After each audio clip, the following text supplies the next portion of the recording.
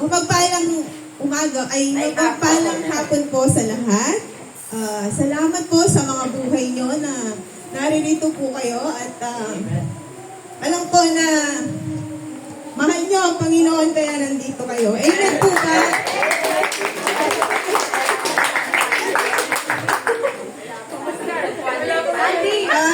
Pwede po ba natin na imagining natin ang lahat ng ginawa ng Diyos sa krus ng Kalbaryo. Sa una pa lang, sa paglalakad niya ng malayo, nagbuhat ng mabigat na krus. Mabigat na krus, nilatay, dinura, pinahirapan ng Panginoon. Imagine po natin yun sa mga buhay natin. Merong namatay sa iyo at merong nagsakripisyo sa buhay mo. Ganyan po tayo kamahal ng Panginoon. Imagine niyo po, isang sugat mo lang, sobrang sakit na. What more pa si Lord? Nilagyan ng tinik sa kanyang ulo. Pinampas. Pinagdura-dura. Kung tayo po yun, ano po yung gagawin natin? Mararamdaman. At sasakit yung loob natin. Pero si Lord, sa sobrang pagmamahal po natin, pagmamahal po niya sa atin, sinacrifice niya yung buhay niya. Kaya, ngayon pa lamang tayo ay nagpapasalamat sa Panginoon. And,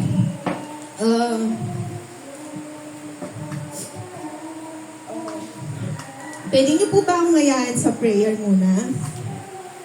Father God, we thank you, Lord, for this day, O God. Salamat po sa hapon na ito, Panginoon.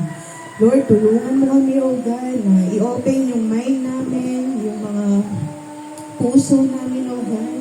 Bigyan niyo po kami ng understanding, O God, sa salita mo, Panginoon.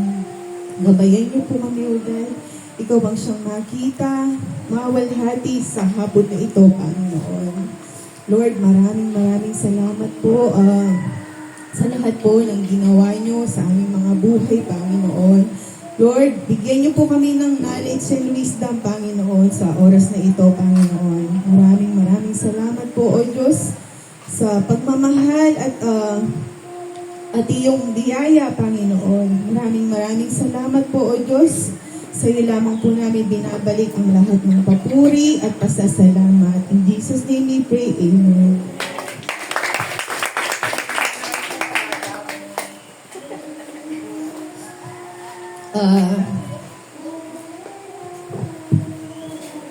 Ang huling wika po ng Panginoon ay makikita po natin sa Luke 23, verse 46. Father, into your hands, I commit my spirit. Sa Tagalog po, sumigaw ng malakas si Jesus. Ama, sa mga kamay mo, ipinagkakatiwala ko ang aking espiritu. At pagkasabi nito, nalagot ang kanyang hininga. Una po natin makikita dito ang pagtitiwala ng Diyos sa kanyang Ama. Nagtiwala siya ng buong puso na after niyang mamatay, meron siyang buhay na walang hanggan. At yung pagtitiwala niyang yun, fully na sinurrender niya ang kanyang buhay. Paano po tayo isang tao lamang? Bakit po natin hindi isurrender ang ating mga buhay sa Panginoon?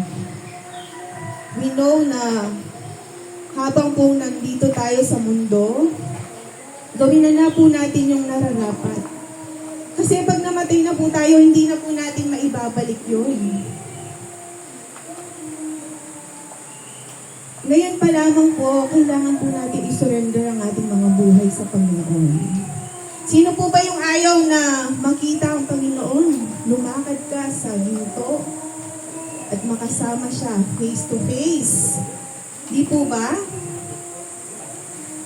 Kaya, magtiwala lang po tayo sa Panginoon.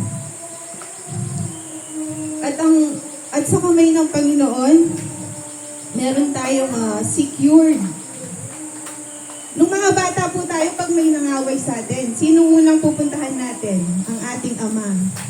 Kasi alam natin, i-cover niya tayo, isi-secure niya tayo sa mga kamay niya. Parang ganyan din po ang ating Panginoon. Isi-secure niya tayo.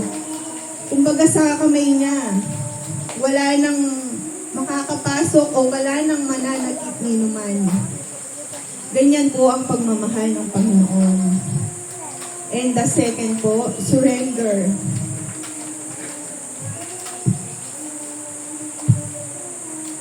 How Jesus surrendered His life.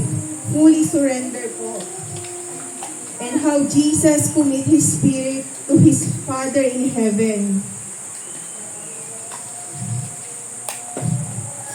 Surrender po niya yung buhay niya kahit alam niya nga mabubuhay siya sa ikatlong araw.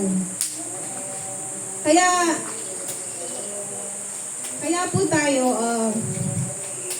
lahat tayo ay kailangan magtiwala at manampalataya. Kasi ang buhay na walang hanggan po, hindi naman po tayo maliligtas kasi gumawa po tayo ng maganda. Hindi po. Maliligtas tayo kasi sinurrender po natin yung buhay natin sa Panginoon.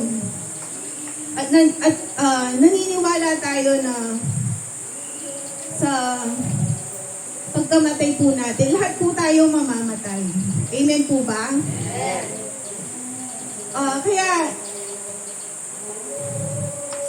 Kaya yung buhay po natin, ibigay natin kay Jesus. Wala nang inuman na manghahawak sa'yo. Huwag hayain niyo po yung kalaban natin. Kasi meron tayong Diyos na mapagmahal. Amen po ba? Kaya, habang pong nandito tayo sa mundo, gawin po natin ang nararapat. Bata ka, matanda ka, hindi mo alam na pati ka na pala mamaya. Pati ka na bukas. Paano po ba kung natulog ka, hindi mo kilala si Jesus? Paano yung buhay mo? Alam naman po natin yung dagat-dagatang apoy. Di po ba? Kaya bago po tayo matulog, manalangin. O kahit saan ka po, pwede po kayong manalangin sa Panginoon. Pero, malalaman po natin na yung puso natin na nanalangin tayo, sinurrender natin. Kahit mamatay po tayo ngayon, kung makikita natin ng Panginoon, yung puso natin, sobrang saya po. Amen po ba? Kaya ngayon pa lamang, we need to surrender our life to Jesus.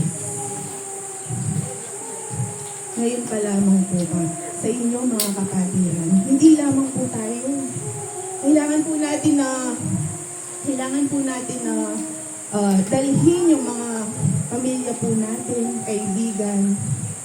Paano kung ikaw yung naligtas?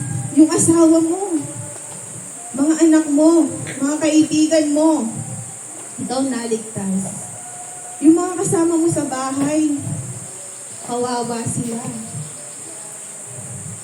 Kasi hindi nila kilala si Jesus. Samantalang ikaw nasa bahay ka lang. Hindi mo pinakilala si Jesus sa kanila. Ganun po ba tayo? Kung hindi man po natin sila ngayon masasama or panalangin po natin sila sa Diyos. Ang Panginoon ay siya pong kikilos sa bawat isa. Siya po ang magbibigay. Ipanalangin po natin sila. At marami pa po tayong mararanasan sa mundong ito. Lalo na po ngayon, iba na po yung mundo natin. Malapit na pong dumating ang ating Panginoon. Tama po ba? Kaya we need to surrender our life to Jesus. Ang lahat po ay magsabi ng amen kung gusto nilang mas makita ang Panginoon sa kanilang life, sa kanilang buhay na walang hanggan. po ng marami sa buhay nyo na naririto kahit mainit. Kasi alam ko na mahal niyo ang Panginoon.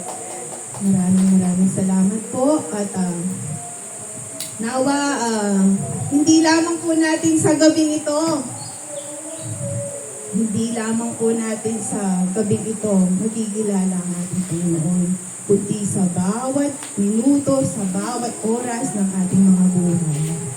Maraming salamat po at ito lamang po ang aking masasabi. Thank you po and God bless you all po.